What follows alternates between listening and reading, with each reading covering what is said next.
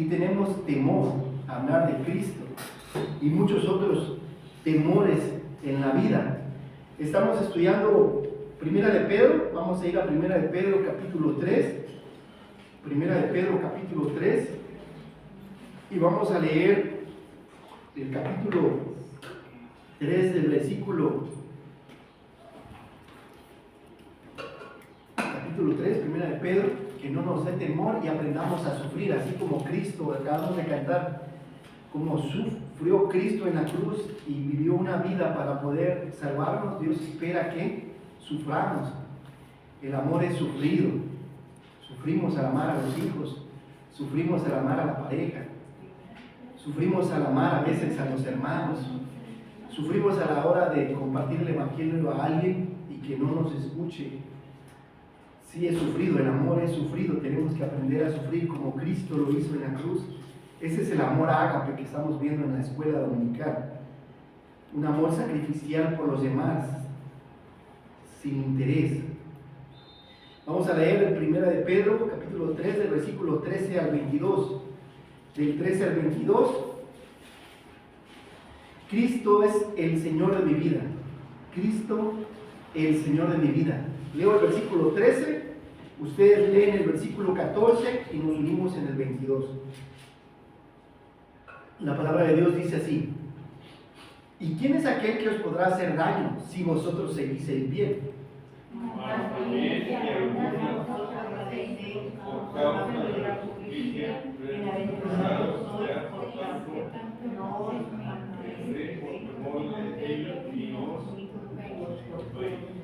Sino santificad a Dios el Señor en vuestros corazones y estad siempre preparados para presentar defensa con mansedumbre y reverencia ante todo el que os demande razón de la esperanza que hay en vosotros. Teniendo buena conciencia, para que los que murmuran de vosotros como de malhechores sean avergonzados los que calumnian vuestra buena conducta, dicen. Porque mejor es que padezcáis haciendo el bien, si la voluntad de Dios así lo quiere, que haciendo el mal. Porque también Cristo padeció una sola vez por los pecados, el justo por los injustos, para llevarnos a Dios, siendo la verdad muerto en la carne, pero vivificado en espíritu. En el cual también fue y predicó a los espíritus encarcelados, Los que en otro tiempo desobedecieron cuando una vez esperaba la paciencia de Dios en los días de Noé, mientras se preparaba el arca, en la cual pocas personas, es decir, 8, fueron salvadas por agua. El bautismo que corresponde a esto ahora nos salva, no quitando las inmundicias de la carne, sino como la aspiración de una buena conciencia hacia Dios, por la resurrección de Jesucristo. Todos juntos, quien habiendo subido al cielo, está a la diestra de Dios, a Él están sujetos ángeles, autoridades y potestades. Amén. ¿A quién están sujetos ángeles, autoridades y potestades? A Cristo, ¿verdad? Aquí está hablando de Cristo. Entonces, el título de esta predicación: Cristo el Señor de mi vida. Cristo el Señor de mi vida. Hemos venido hablando de las autoridades en todo el capítulo 3, que tenemos que respetar a nuestras autoridades y orar por ellas, como es el gobierno. Tenemos que aprender a respetar a nuestros amos terrenales, a nuestros patrones, los hijos a los padres, la mujer sujeta al marido, los miembros al pastor de alguna manera. En la iglesia todos somos miembros los unos de los otros, y ligeramente el pastor es en algunas cuestiones en disciplina, en enseñanza. De ahí todos somos iguales. Ligeramente el pastor es un poquito más en autoridad, simplemente. Ahora, la pregunta es: ¿quién gobierna tu vida? ¿Verdad? ¿Quién es el que señorea? ¿Quién es el que guía tu vida? Tú vas a decidir de las 4 grandes decisiones que tomas en tu vida. ¿Quiénes son tus amigos? Cambian tu vida. ¿Con quién te casas? Cambia tu vida. La carrera o la vocación a la cual te dedicas cambia tu vida. Pero la más importante es: ¿quién guía tu vida? tengo el carro y voy a donde quiero ir, ¿verdad? Al trabajo, a la casa, a visitar a algún hermano, a la plaza. Pero a mí me gusta más, personalmente, a mí me gusta más agarrar un taxi. Algunos años que no tuvimos carro, porque era más conveniente, porque tener un carro es pagar seguro, tenencia, llantas, batería, y bueno, y es un gasto, es una mala inversión a la larga. Inviertes $500,000 de pesos y lo vienes vendiendo 10 años después en 50, quieren dar 50,000 pesos por el carro, ¿va? Es una mala inversión. Particularmente prefiero pedir un Didi o que me lleve un taxi que tener un carro. Es lo mismo con la vida espiritual. ¿Quién guía tu vida? Tú puedes ser el que guíe tu vida y vaya a donde quiera ir, o sea, Dios, por medio de su Espíritu, gobernando tu vida. Pero tú tienes que sujetarte a Él y sujetarte a su palabra. Por todo lo que hemos visto, Él nos está diciendo cómo vivir esta vida, pero depende de ti si obedeces y eres guiado, te dejas guiar, como una de las oraciones de Jabes: Señor, si me guiares. Una de las 4 peticiones que pide Jabes: Señor, si me bendijeres, Señor, si expandieres mi territorio, Señor, si me guardaras de todo mal, y si tu mano me guiare, que sea Él, que sea, pero verdaderamente a ver, Señor, ¿cómo debe ser mi matrimonio? Y hacerle caso. ¿Cómo debo criar a mis hijos? ¿Debo usar la vara? Sí. Porque el día de hoy, ¿quién dice no? Eso no, porque vas a traumar al niño. Entonces Dios sabe menos que tú. Y entonces después se tienen hijos que, ¿cómo es que me salió fulanito? Pues ¿por qué será? Pues porque no le hiciste caso a Dios. Entonces tú puedes determinar a partir de aquí en adelante: ¿voy a hacer las cosas que Dios quiere que haga conforme a su palabra, o voy a seguir haciendo mi voluntad? ¿Voy a seguir el camino del hombre y el camino de este mundo y el camino de Julio León, o voy a seguir a Dios y a su palabra? No va a ser fácil, porque significa o andas en la carne o andas en el Espíritu, y va a ser una lucha, va a ser una lucha diaria. Cuando te propones hacer esto, te das cuenta de esas cosas, y va a ser una lucha diariamente. Ahora, ¿por qué no lo hacemos? Porque muchas veces vivimos con miedo. Vivimos con miedo de lo que pueda decir el hombre, de lo que pueda pensar el vecino, de lo que pueda pensar mi papá, mi mamá, si hago esto o aquello, de lo que piensen las demás personas. Vivimos con temor de lo que los demás piensan, y vivir con miedo es vivir a medias, de una manera mediocre, dejando las cosas a medias. Aquí nos dice que una de las cosas que debemos hacer para lograrlo es defender el Evangelio, y a veces no lo hacemos porque no sabemos cómo hacerlo. A veces es por ignorancia, o a veces el mismo temor nos limita.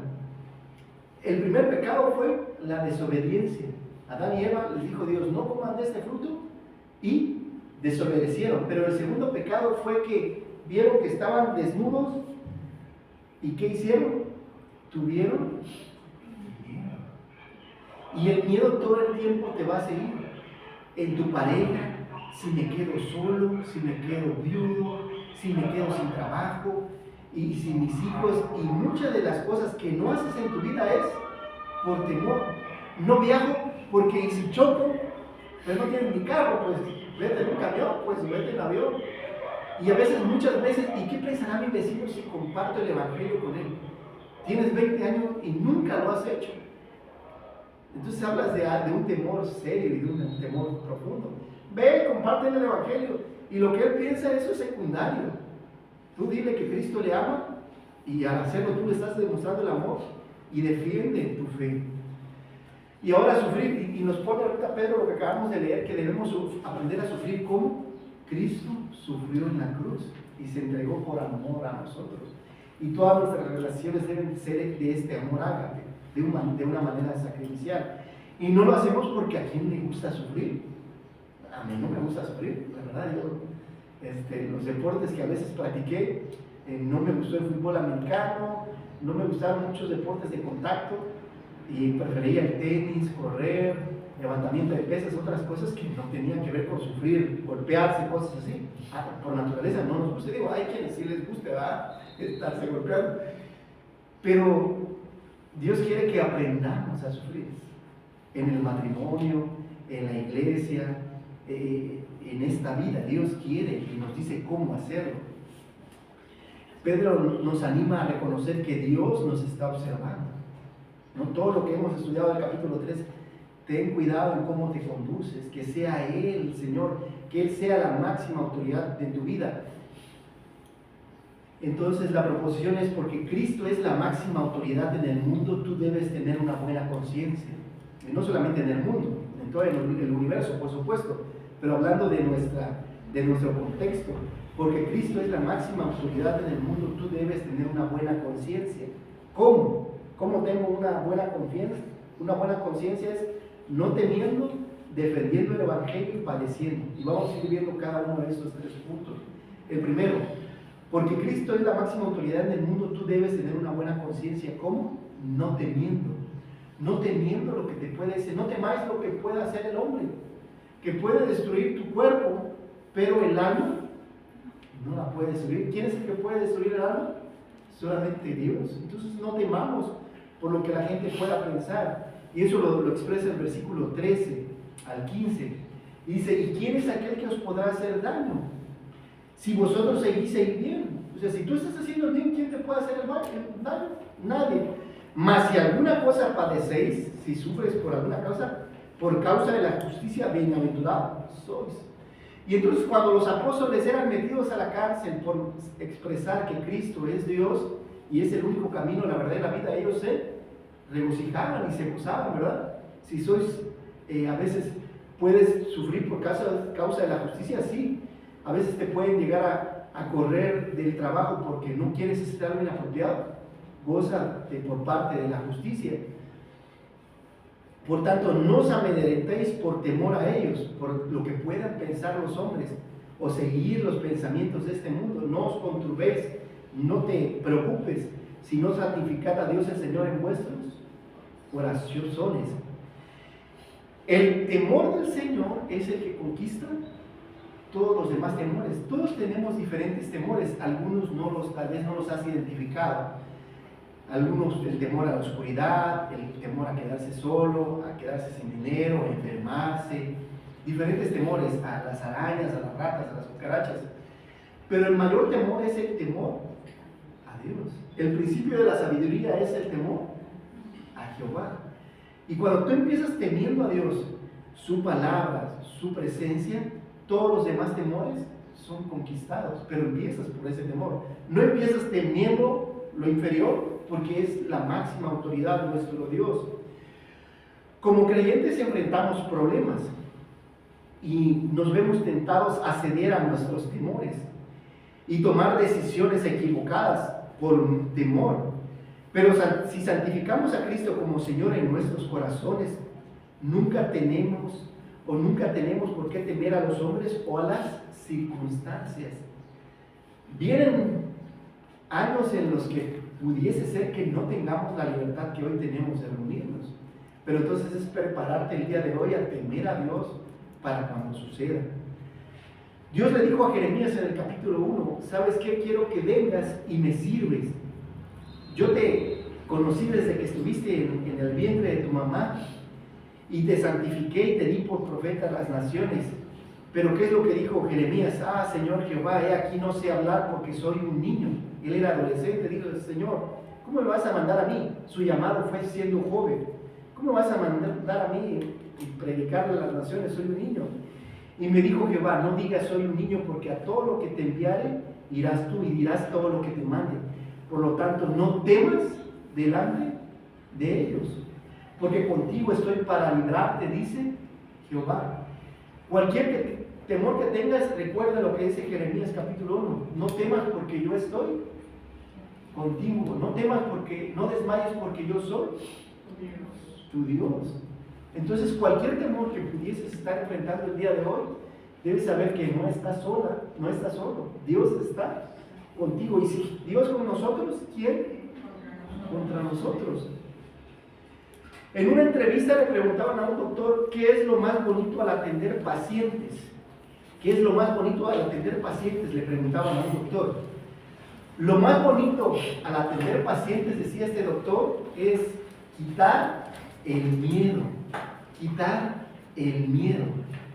A veces los pacientes tienen miedo a la enfermedad que tienen. diabetes, hipertensión, cáncer, y las personas se enferman más o decaen más por el temor de la misma enfermedad.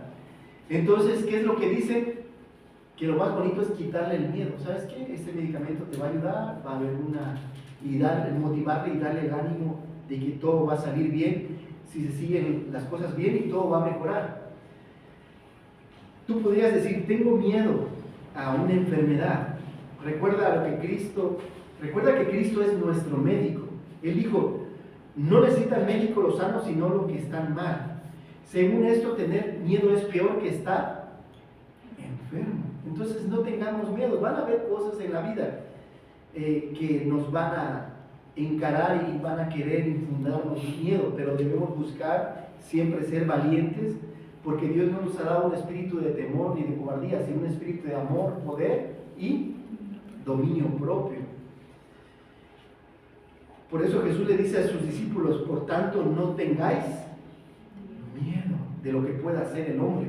El Salmo 27 dice, el Señor es mi luz y mi salvación, ¿de quién temeré? Así dice el canto, ¿de quién temeré? El Señor es la fuerza de mi vida. ¿De quién temor tendré? ¿A qué le tienes miedo? ¿A hombres? No temeré lo que me pueda hacer el hombre.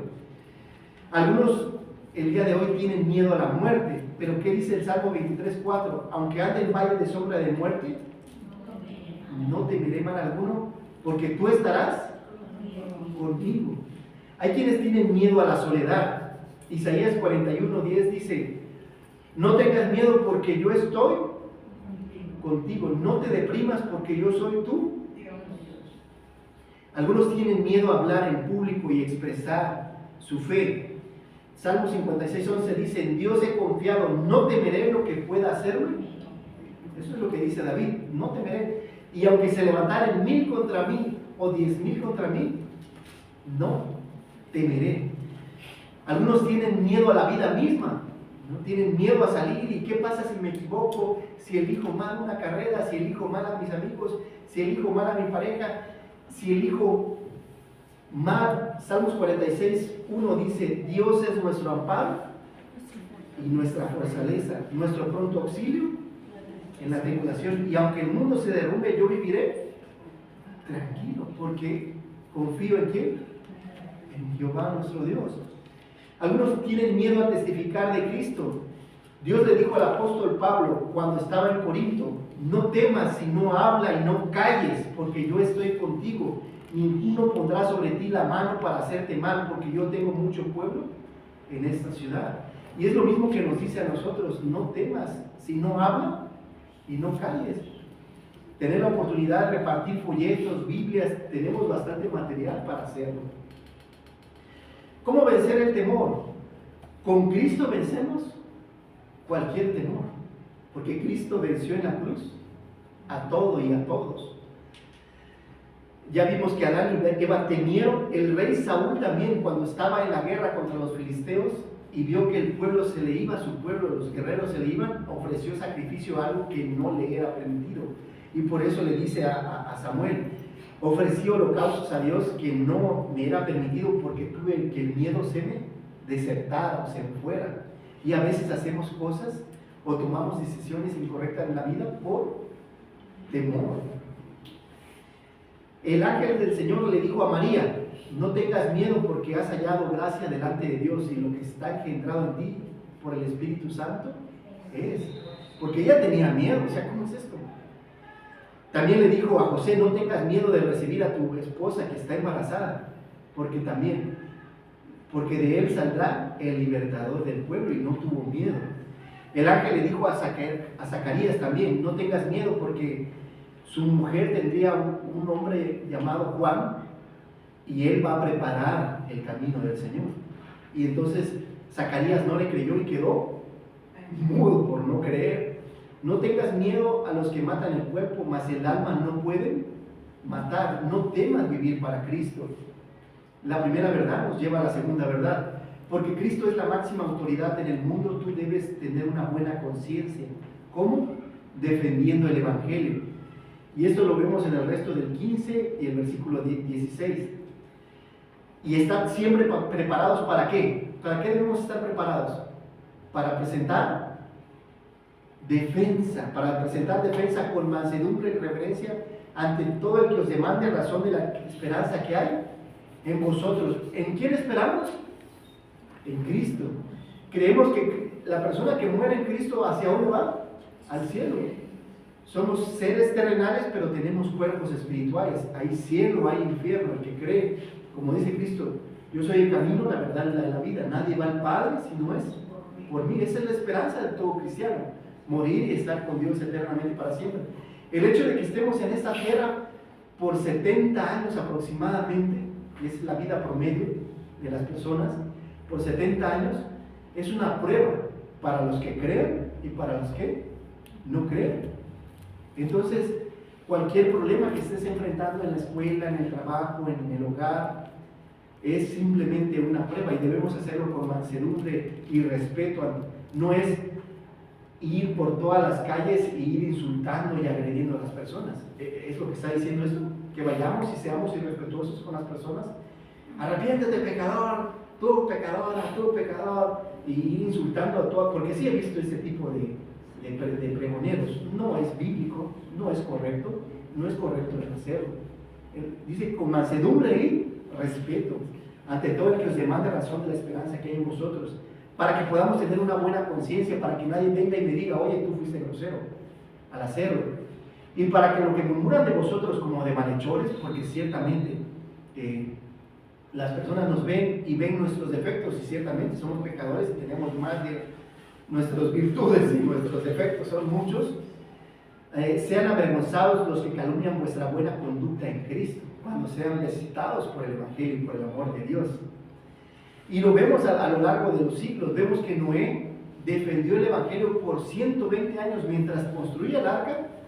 Estuvo predicándole a toda esa gente que había salvación en el arca y que Dios iba a mandar un diluvio, pero la gente no creyó y solamente 8 fueron salvadas. Él, su esposa, sus 3 hijos y sus 3 nueras. El Evangelio fue defendido por Jesús. Jesús defendió. ¿Qué es el Evangelio? El Evangelio es que Cristo vino a morir por nuestros pecados, porque Adán y Eva ya habían pecado y ese pecado pasó a todos los hombres por cuando todos pecamos y estamos destituidos de la gloria de Dios. Pero Cristo muere en la cruz, obedece, cosa que Adán no hizo.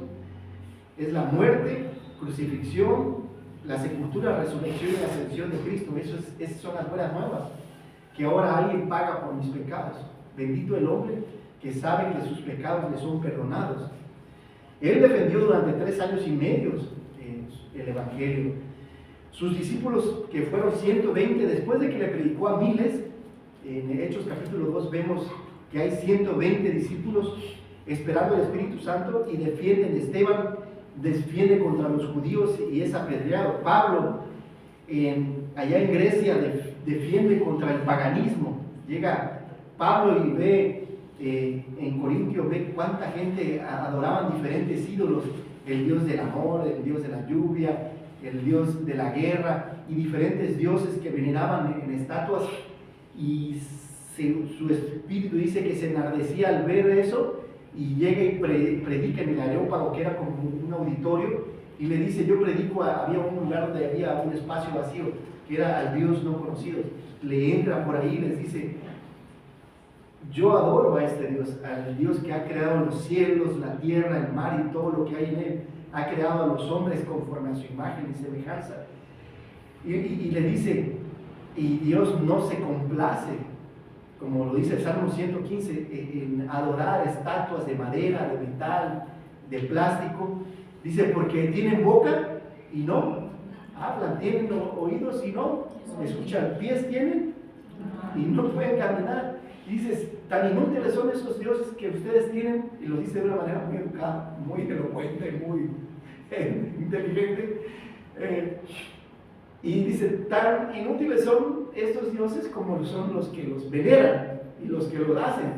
Y como dice Isaías, le dice, fui, corté un árbol, y hice madera, comí, me sacié, hice algunos muebles, y ¿qué hago con el resto de madera que me queda? Voy a hacer un ídolo y lo voy a adorar. Así es de inútil el hecho de adorar a una imagen. Es lo que dice. Entonces, vemos a los apóstoles defendiendo el Evangelio. Es tarea de la iglesia hoy defender el Evangelio. nadie más lo va a hacer.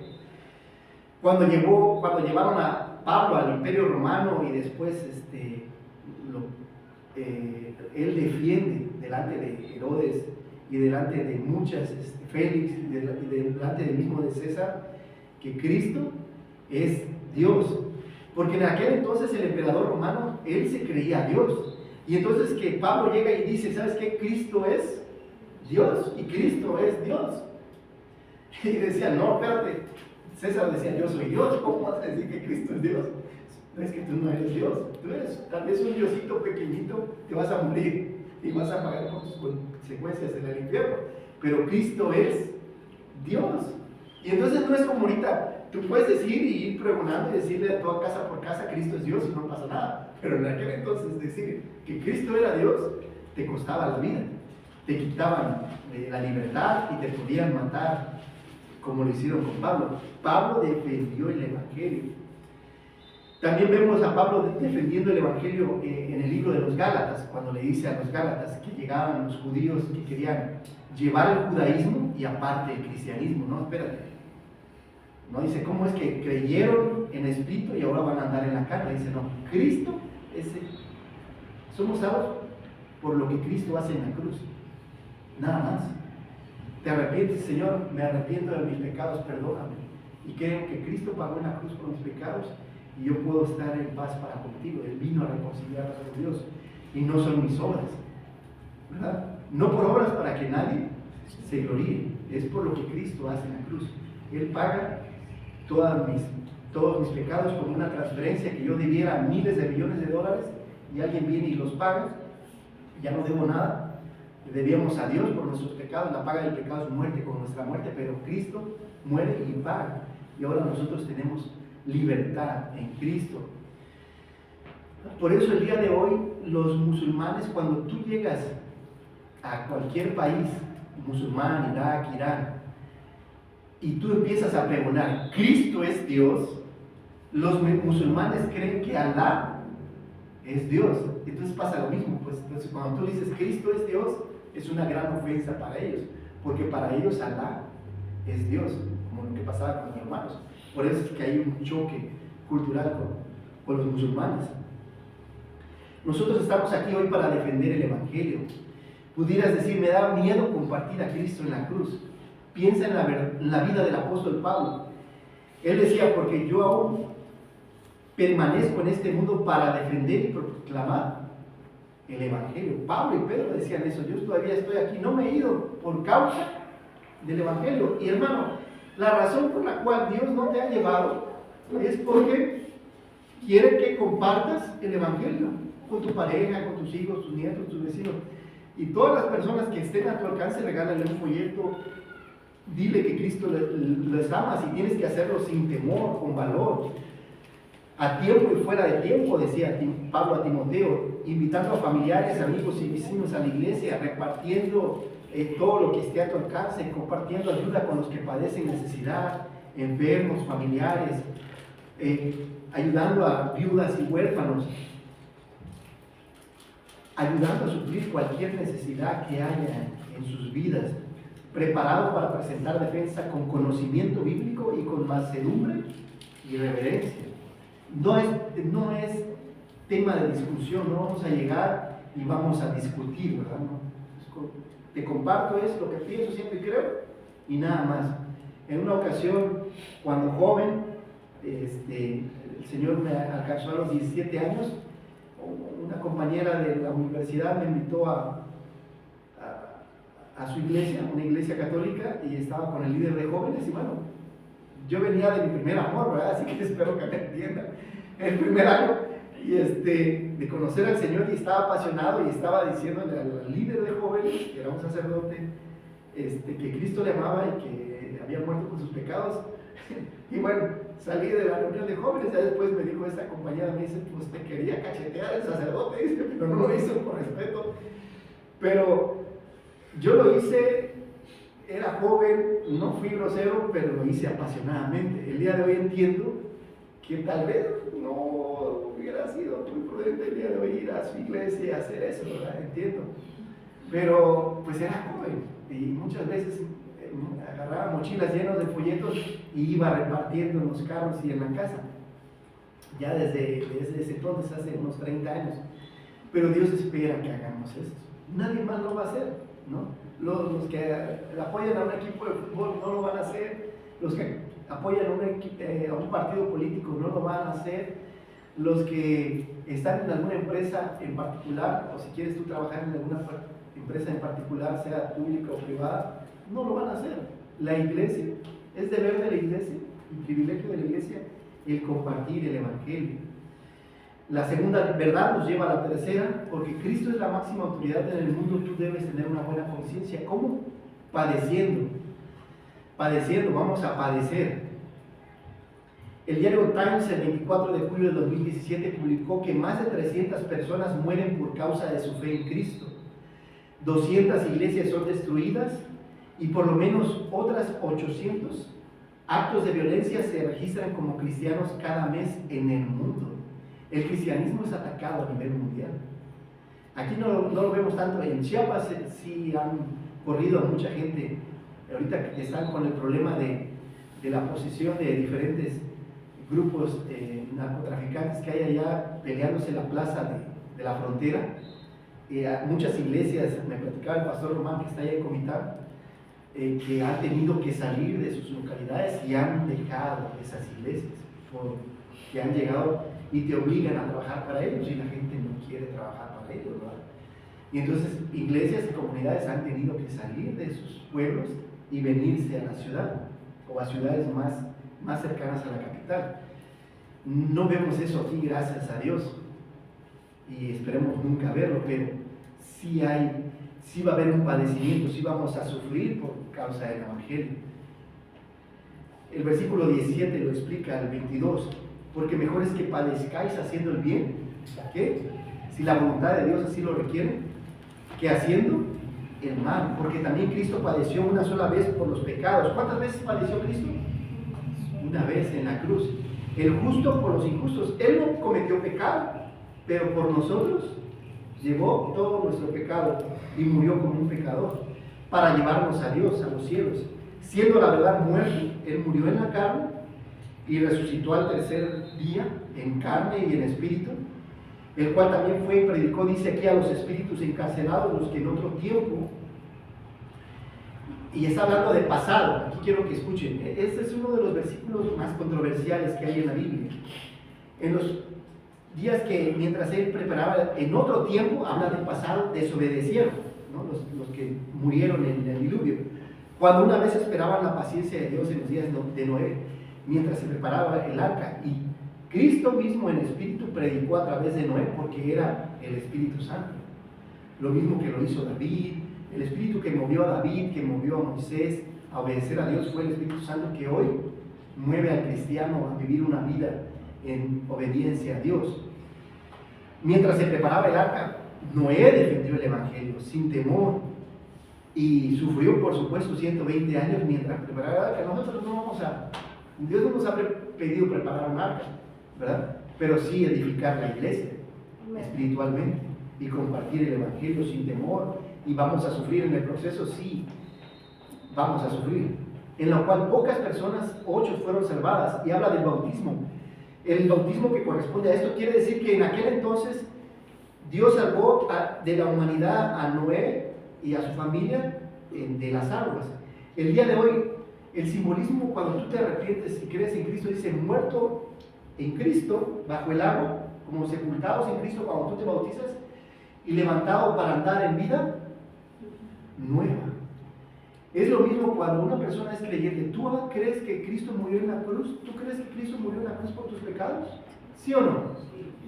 Bueno, entonces si tú crees que Cristo murió en la cruz por tus pecados y eres limpio de la condenación, entonces el siguiente paso es que Dios te pide es que te bautices, porque es un símbolo de obediencia. Yo quiero obedecer a Dios. Yo creo que Cristo es el camino, la verdad y la vida, y no hay otro camino. Hay otro camino que es el mundo, por supuesto.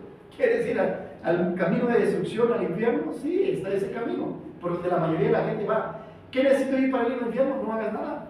¿En qué necesito creer? No creas nada, cree lo que tú quieras. Pero para ir al cielo hay un solo camino. Hay una sola verdad y hay una sola vida, que es Cristo. Entonces, pero habla del bautismo que dice que es por medio de la obediencia.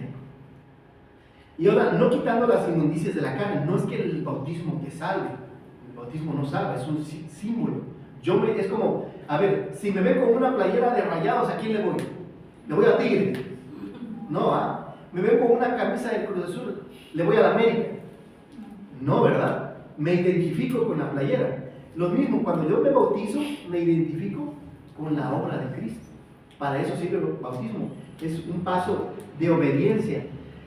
Dice, no como para perdonar mis pecados, porque el bautismo no quita mis pecados, sino como la aspiración de una buena conciencia. ¿Para con quién? Para con Dios. Entonces, Señor, yo quiero ser obediente a ti. Y lo primero que me pides, yo creo que tú eres el camino, la verdad y la vida. Tú moriste en la cruz por mis pecados. Yo me quiero bautizar. Es el siguiente paso para obedecerte a ti en obediencia. Y un bautismo de inmersión bajo el agua.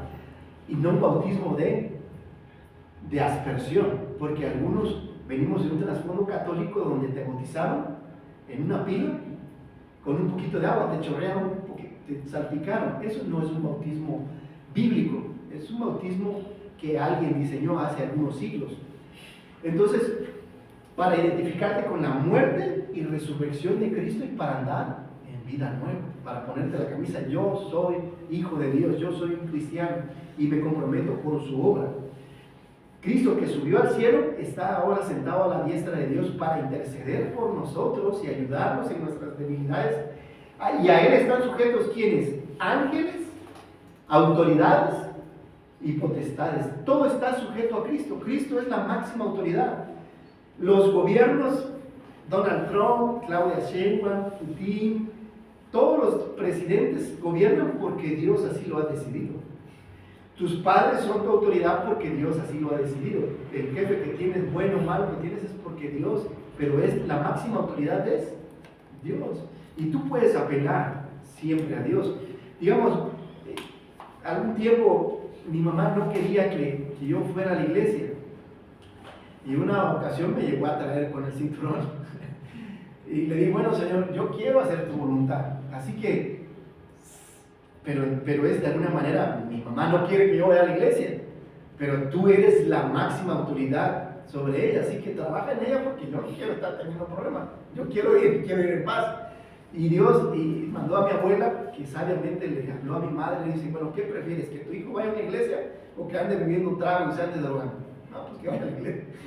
Dios utiliza, es máxima autoridad, entonces tú puedes apelar cuando tus autoridades están haciendo las cosas mal, puedes apelar a Dios y Dios rápido contestas, porque Él es la máxima autoridad en este mundo.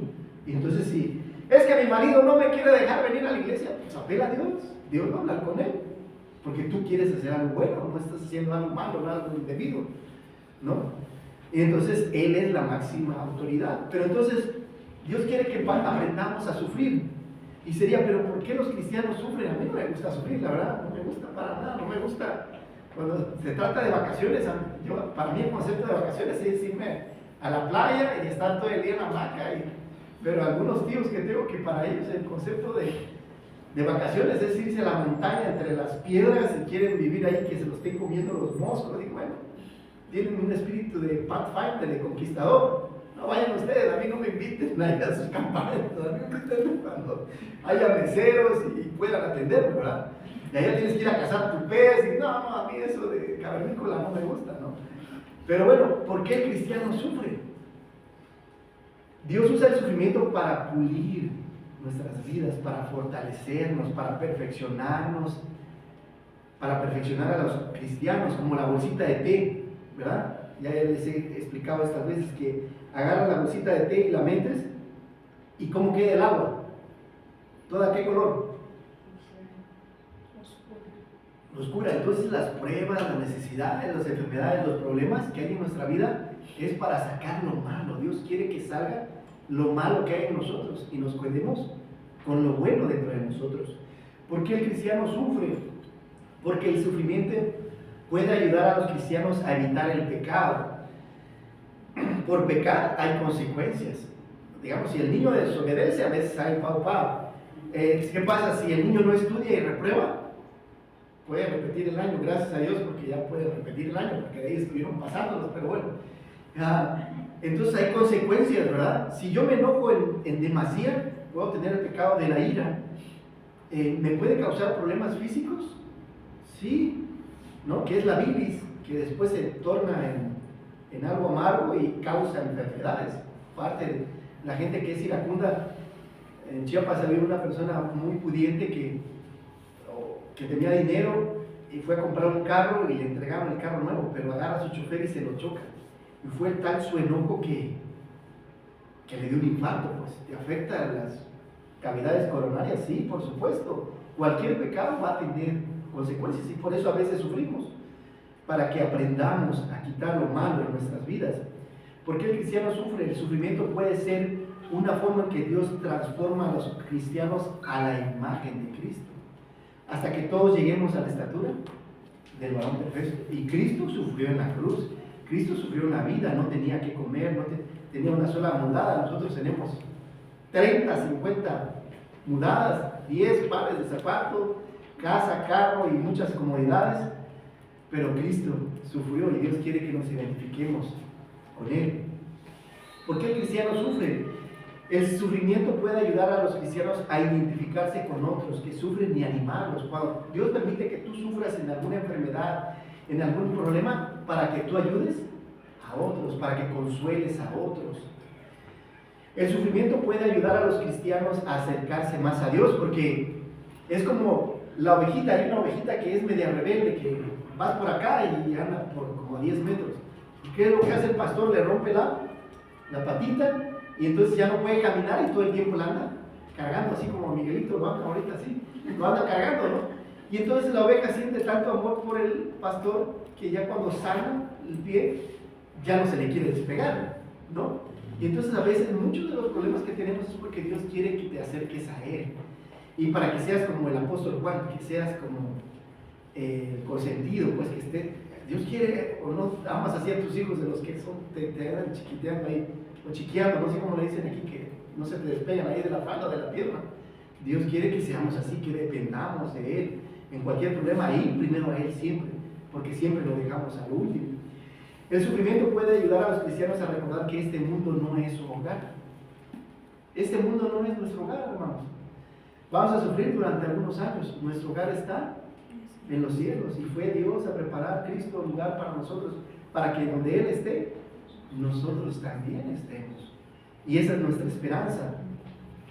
Y lo bonito es cuando habla de por qué el simbolismo también del arca de Noé. Dice que Noé, cuando descendió del arca, dice que fue el día 17 del mes, el 17º día. Y en aquel entonces, después, cuando Dios le da la Pascua a Moisés y cuando Cristo muere, Cristo fue crucificado el día 14 y resucitó al tercer día, el 17º día. Dios ya había orquestado todo esto. Y hoy nos recuerda que Cristo es el arca de salvación para todo aquel que cree. Y si tú crees en Él, puedes tener salvación de morir en el diluvio, de morir en una falta de fe en Cristo. No me gusta sufrir, a mí tampoco.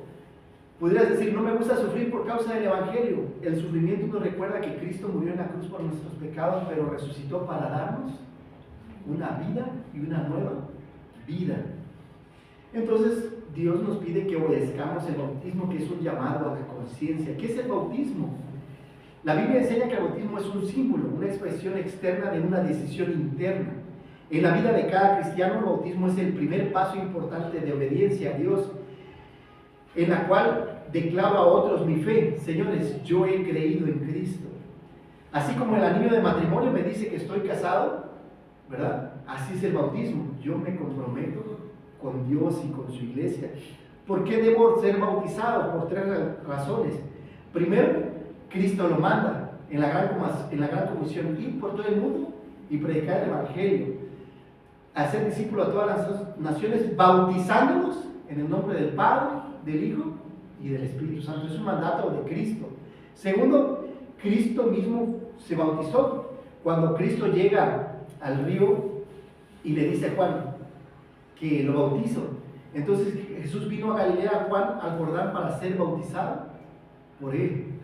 Cristo también se bautizó para dejarnos ejemplos. Si Él lo hizo, todo creyente debe hacerlo.